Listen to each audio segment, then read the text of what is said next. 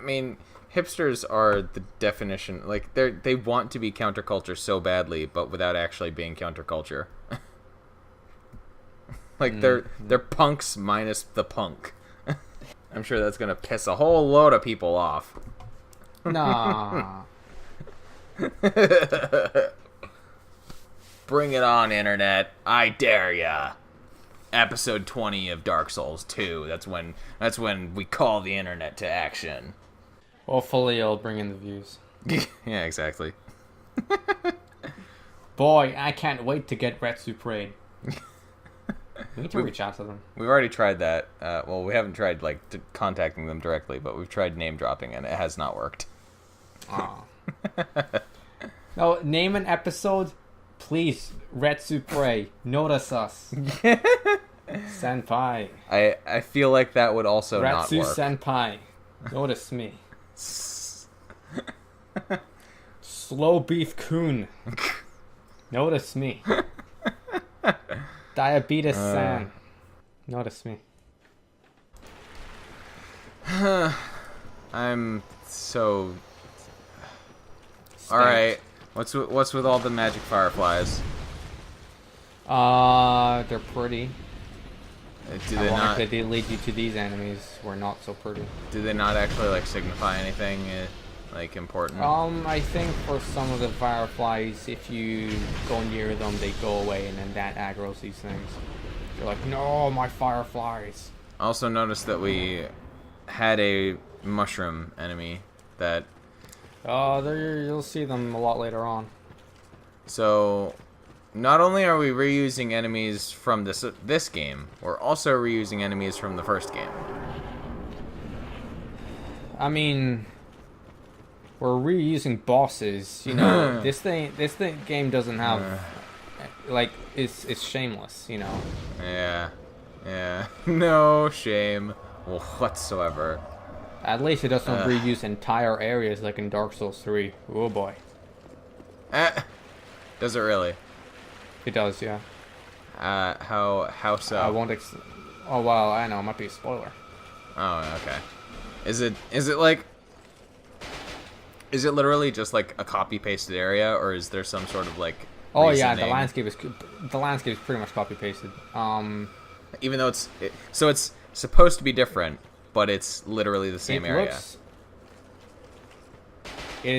No, it's supposed to be the same area. Oh, okay. You just enter the area in different circumstances. Ah, interesting. Is there time travel in Dark Souls 3? Ooh. Ooh. Maybe there is. I mean, technically there was time. There was time travel in all the first games. one, so I guess.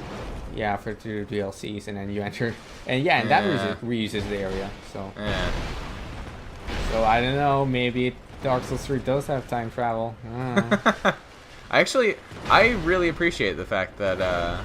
I mean, well, I guess obviously because it's not literally the exact same map, but I like that Ulysseal is Darkroot Forest and Garden. Yeah, just thousands of years in the past. Yeah. Yeah, I actually like, you're entering the same area just in a different time. Like, a lot of my favorite games do that. I'm playing Twilight Princess HD, and it does that, kinda. And it's like, oh, it's like this area, but different, and I can see how different it is now in a different timeline, because you can't really do that in a normal game, you know. Yeah, Ocarina of Time travel on Call of Duty or something. Can't do that. Oh yeah, Ocarina of Time does a lot of that. That's actually, yeah, it's a long-standing thing with Legend of Zelda, actually. So yeah, I would not surprised that Twilight Princess does that as well. Wait, in Twilight Princess, you go in some areas that are from Ocarina of Time because it takes place in the exact same setting, basically. Does it really? Well, actually... yeah. Huh. Well, because you know how in Wind Waker the whole world's flooded. Well, yeah. But in Twilight Princess, in that timeline, it's the same location as where you explored in Ocarina of Time. So. Huh. So yeah, so some areas do come back, but just under different circumstances. Interesting. It's pretty cool, and like it's actually been confirmed that the wait, do you know about the Zelda timeline that was officially done and the what's it called, the Hyrule Historia? Yeah. Well, it's been confirmed that how the split is at the end of Ocarina of Time. It splits in different timelines where Link dies, Link remains an adult, and Link goes back to being a kid. Yeah. In the timeline where he remains as a kid, that branches off to Majora's Mask. Majora's Mask, and it's been confirmed that the Link that who was in Ocarina of Time and Majora's Mask reappears in Twilight Princess as the guy who teaches you super cool sword moves. So like, Wait, what? Yeah. Wait, what? Yeah, he comes back. That Link from a previous game comes back and teaches Link from Twilight Princess how to do sword moves. that what? Yeah. I thought it was like hundreds of years later, though. Oh no, he comes back as like a skeleton man, and it's not literally Link, but it's how Link would have looked like if he came back. Hey, I'm gonna teach my descendant how to do sword moves. Okay, then. That happens. Huh. We're It's real. This isn't fan canon here. revealing all the super secret information about Legend of Zelda here in Dark Souls. It actually makes total sense because Also, one of these ogre guys again. he's back. Yeah. Because we haven't had enough of them either. Yeah. Well, but basically, so the Link in Majora's Mask has been long forgotten. Right. He's not the hero man everyone remembers him as. Everyone remembers adult Link from Ocarina of Time. You'll remember him. But in Majora's Mask, child Link, he's filled with regret. And with his regret, he's like, I'm going to teach one of my descendants how to be as cool as I am. Yeah, of course. Maybe I won't be filled with regret anymore. And that's what he does. The timeline of Zelda is like. Oh yeah, before it was like officially, laid out, everyone was like doing their theories. I don't know if they should have tried like connecting it all together like that in the first place, to be honest. Oh, they totally shouldn't have. But like, I'm okay with it. I mean, yeah, it's not really an issue either one way or the other, because it's like, who cares? But it's there's so actually I shouldn't say that, because there are so many people on the internet who intensely care about that kind of stuff. Yes. So many people get so upset about canon, like, oh my god. Well, yeah, we're playing Dark Souls right now, and we have entire channels dedicated to the Dark Souls lore. And like, imagine if From Software just like, here is the Lord Dran Historia, and it details everything about everything. That would destroy a lot of channels if they like go literally, okay, this has happened, this happened to that character, blah blah blah. It wouldn't leave a lot of things to interpretation. How many people do you think would be very upset if they said that Dark Souls 2 wasn't canon? That's a good question. Well, some things from Dark Souls 2 come back in Dark Souls 3. So you can't backpedal that. I mean, there are retcons that happen all the time in I media. guess. But you'd think that's really for official statements by like the series creator. Yeah. Which I don't think they'll really do. Well, I don't think they would say it's not canon, but just as a purely hypothetical question.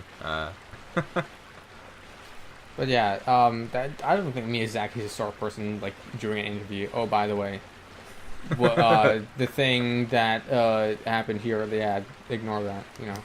Yeah. Man, I would love if just people stopped. Stop caring about canon. It's impossible to talk about Star Wars anymore. Yeah, It's literally impossible. Like, you just can't do it. Yeah, it's really weird because it's like there's a lot of like, oh, is fucking Dash Rendar gonna appear in the Star? No, like that character doesn't exist anymore. Like, stop predicting that he's gonna appear in the next Star Wars film. I wish that people could just be satisfied with, like, their own fanon theories. Like, why does it matter to you if something is quote unquote official canon or not? Like, it should not matter that that Disney has, like, erased the extended universe, because all of that media still actually exists. Like, you can still read it. It's to do with more like, oh hey, that story I just read, that character who I've been following, I guess it doesn't matter anymore. Well, in the grand scheme of things, no entertainment really matters. Like, not to be nihilistic or anything. Not to be nihilistic or anything, but, like, anybody who reads comics knows that the vast majority of everything that happens in comics doesn't matter. Oh, that character died. No, they didn't. They didn't die. They didn't die. Hail Hydra. That's all we have to say. Like, it's yeah, exactly. It's Captain America's black. No, he isn't. Thor's a woman. No, he isn't. Ignore it. It's so weird to me, and, like, because yeah, like, okay, so you won't have continuously ongoing adventures that follow those characters anymore, but that's not necessarily a bad thing. Like coming back to, like, The Witcher 3, like, we don't need more Geralt. Like, his story has basically been told by this point. Like, okay, what if in, like, 5 years time they're gonna say, okay, you know, all those 3 Witcher games, well, yeah, not canon anymore. Yeah. How do you feel about that? I wouldn't care, like, because those games still exist. Like, they have a singular cohesive narrative that follows from the first game to the third game in, like, one particular world with a very specific canon. Like, those games, like, even if they're not official canon for, like, the grand Witcher franchise, they are still in a single canon by themselves. So, like, you can still follow them as, like, The Witcher 1, Witcher 2, and Witcher 3, and get the full, like, Geralt story from them. Well, for me, it's not really, like, I would dislike it if they said, oh, that's not official anymore, but I do like it if it was all official. Because I don't know, it's really cool to just have this massive universe being built up on different stories and characters, and then it's more disappointing than anything, because it's like, oh, that means we can't have this character meet up with that character, or like, oh, I guess these characters will never meet again, or like, I guess they're unrelated, or something like that. So it's really more of like, it would be cool if this character lives in the same world as that character, you know. But I mean, strictly speaking, hello mushrooms.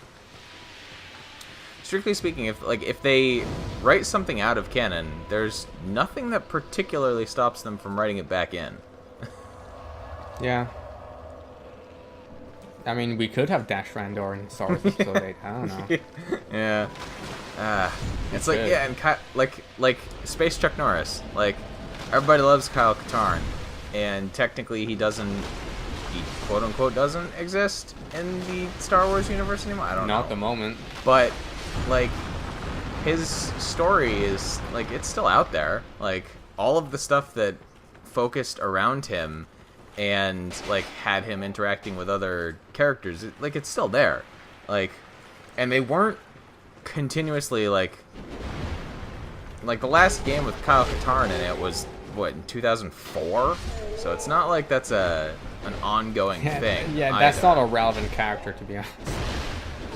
Yeah. So I don't know. It's just and particularly with like Star Wars, because like there's a lot of people who got upset that like the Thrawn trilogy isn't canon anymore either, and it's like, when was the last time the Admiral Thrawn was actually used for anything? The end of the Thrawn trilogy? Like, yeah. These characters and their existence within their version of the canon universe is still there. Like, it still exists in the world, and you can find it. And just because it's not the current like accepted canon doesn't mean that it wasn't like in the official universe at the time. It's kind of like how comics reboot their universes. Like, yeah, but every time they do that, a lot of people get angry. Well, of course, I don't understand that either, to be honest. But you know, like, I don't know. It's like, yeah, the new 52 DC universe is a different universe than the one that preceded it, but you can still find all of those old stories. Maybe it's just people get really upset because they want to have never-ending stories featuring the characters that they like. It's more. I think it's more to do with like they want to follow a story, and then not just have it end and then start again. But and like I don't know. And it's like, it's almost like, well, so obviously I think that everyone should know that, hey, Chewbacca dies in the Star Wars comics. All right, this is before Episode 7 was announced or anything. So it's almost like, oh hey, Chewbacca died. Oh, he's not dead anymore. It's kind of like that. Yeah. I don't know. I guess I've never been so concerned about like universe continuity. Like, it's cool when it happens, but it doesn't particularly bother me when it's not. It's all like, oh, that's pretty cool. And then when you fuck up the canon, you know, and everyone's like, that's not cool anymore. Well, I don't see with a lot of people, it seems to get much more heated than that, though. That's what I don't understand. It's like, if you're disappointed that you won't be able to continue following something, then yeah, okay, I understand that. But when you're actually getting like livid because somebody dared to change the official canon, it's like, maybe calm down a little bit. It's not a personal attack on you that they're not continuing this universe in the way that you like it. Yeah, don't go sending death threats. Okay? Yeah, exactly. Cool. It doesn't matter if they delay their game or not. Don't send death threats. Oh, No Man's Sky. What do you actually know about? No Man's Sky doesn't exist. Oh, are you seriously asking me what I know about No Man's Sky? Is that a question you were asking? Yeah. Are you real? Are you human? I am, in fact, the real life. Okay, well, guess what? I don't know fucking anything about No Man's Sky. Exactly. Okay, so I was in like an argument, like an actual argument with a couple people the other day who were trying to say that, oh, no, the developers for No Man's Sky have released plenty of information. Everybody should know everything about the game by now. And it's like, but nobody's actually seen any of this stuff. Like, but what is the stuff? You told me the stuff. Well, what is it? Like, if they've released information that explains like what the purpose of your like existence in the universe of No Man's Sky is, nobody has seen it. Like, nobody in the public knows. Oh, but you can explore planets. You can discover aliens. You can name them if you're the first one to find them. You have a ship. You can upgrade your ship. Yeah. There's combat, I think. Yeah. Yeah. Yeah, it's But like, what do you do? exactly. Like my initial question was like, but what are you supposed to do in the game? Like, what is your end goal and why are you doing it? And the only answer that I got to that was, you're supposed to get to the center of the galaxy. Yeah, but that goal has nothing to do with anything. Exactly. Full stop. There was no explanation for the motivation behind getting to the center of the galaxy. Mind. It was just, if there's you are like, supposed to get to the center of the galaxy. you know what? If there's like at least, hey, you have to find parts of your ship so you can make it to the center of the galaxy. That's at least something, you know. Well, That's at least related to the end goal.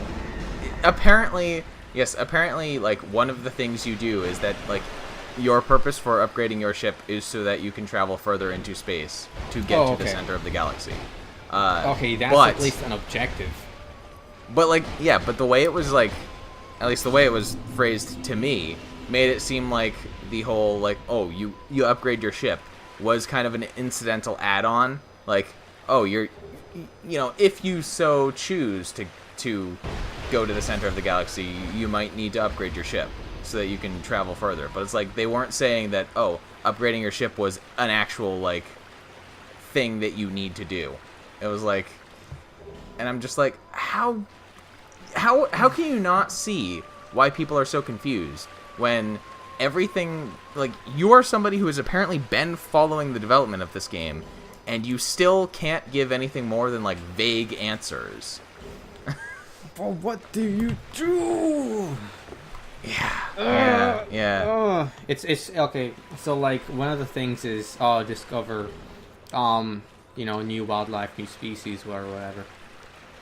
But Why? you know, compare that to Pokemon. All right. So what is the goal? So why are you trying to catch them all essentially? To complete the Pokédex. Okay.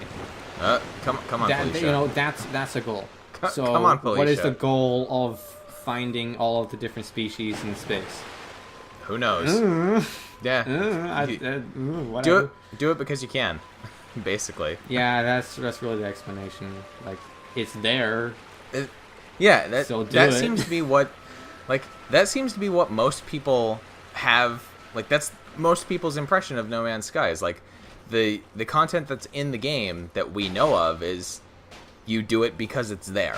Like, nobody understands why, like, what the reason behind it all is, and like, all of the people who are trying to defend the game are like, oh, well, they've given all this information. It's like, but where? Because nobody in the general public has seen this stuff. They made a lot of appearances though in like conferences and events, stuff like that, but And like, still nobody knows. yeah, I still don't know. Still don't know what the fuck you're doing. Like, that's the wild part. Is like, they've shown so much of the game, and what people am I looking at though? yeah, and people in the general public still don't understand it. It's not because the public is stupid. Like, that's another thing that, like, the No Man's Sky quote unquote defenders were basically trying to imply, is that, oh, well, if you don't understand, then maybe you're just dumb. Like, but it's like, no, people legitimately do not understand. Who was that, by the way? That was another Milfinito. Oh, so she just rang a bell and then disappeared. Probably. I want No Man's Sky to be good because, oh, hello. Well, at least it's an interesting design for once. Sort of. So this guy only takes damage if you hit it in the face. Sure. Yeah. Yeah, like, I hope No Man's Sky is good because, like, I mean, so do I. Like, with so much, you know, hype it's getting, if it doesn't turn out to be good, that's like death for the devs of the game. That's another thing people were denying. It's like they're saying that the developers have not hyped the game up, and it's all the gaming community who's doing it. And it's like, oh, whatever. Like whatever. It's That's not true. At They this point, chose to appear in tons of events. at this point, it's basically interchangeable anyway. Like hype, Yeah. hype designed by the developers doesn't matter compared to a hype designed by the community itself. Like, it's still hype for the game. Yeah. And but like No Man's Sky, like from what they have shown, it looks like the exact kind of space game that I want. And the problem is that from what I've seen and like what I've read about it and everything, it seems like, unfortunately, like the actual depth of the game is just as shallow as this pool we're fighting in right now. Like, ooh, ow. Well then. Yeah. So much for that. So much for reaching for the truth. I died. Because like it seems like it's taking all of the stuff that the X franchise and like Elite Dangerous and like so many other space sims have done before. Like, it's taking what they set up and then stripping out all of the actual depth that those games had and replacing it with explore because you can. And like, oh, you can transition seamlessly from space to the ground of planets and find all these weird alien species and plants and stuff. And it's like, No, I don't know why people are like getting the appeal of discovering randomized species. And like, it's all randomized. And that too, like the if the game is like mostly based on like exploration and like survival and stuff like that, then it's only going to have as much longevity as it takes for players to start seeing similar things. Like, as soon as like, can you put that much trust in having a very long time for that for indie devs? Because the thing is entirely like randomized and like generate, like, is it procedurally generated? I think it's a consistent like galaxy, but I don't know. But because the whole thing is like random. Yeah, because the whole thing is random, and I believe it's been said that it's not hand built. Like, they haven't handcrafted every planet that you find in the game. Like, because it's only going to live as long as it takes for people to find planets that don't have anything new. And that's probably not going to take too long. Yeah. It's not. I just want the whole thing to release. Yeah. And then put all of this discussion to rest. Yeah, like, I mean, yeah, once it then finally at least launches, we'll know something. Yeah, once it finally launches, people will finally have like a hard answer on the game, at least. So Was it going to be released in June? Like this month? It was initially, yeah, I think the end of June, and then it got pushed back to the beginning of August. Yeah, and oh hey, hello again, sir. Giant face. Yeah. Face. What do you have to say to us this time? Anything interesting? Oh, that guy has a butterfly sword. Interesting. A butterfly? What? Is that what you call it? Well, it's just called a twin blade in this game. Yeah. or if you're a weirdo, you call it Darth Maul sword or something. Well, one of the first, I believe, one of the first double-bladed swords in Final Fantasy IX is called the butterfly sword. So. Okay. Well, no, it's something more simpler. It's just called a twin blade. No fancy talk in Dark Souls 2. They don't have time for that. No, I never really like. I find twin blades like Pretty stupid. I What, don't as see a the concept? benefit. Yes, because like, why don't you just have two swords? Because to me, a twin blade is just a sword but sellotaped together. And what's the advantage of that compared to having two swords you have in each hand that you can attack with at the same time or multiple times? But for a twin blade, you can only attack with one blade at a time. You know, Maybe you don't have the dexterity to use both hands equally, and I know, like the deal is with them, you can like spin them around or whatever, but you can do the same thing with just two swords. You know. well, as shown in the lightsaber duels in Star Wars Episode 1, The Phantom Menace, The most disappointing thing since my son. First of all, you're too young to... Well, okay, you're not actually technically too young to have a son, but... I'm not. Yeah, I'm 20. I'm 20 years old. I can have a son.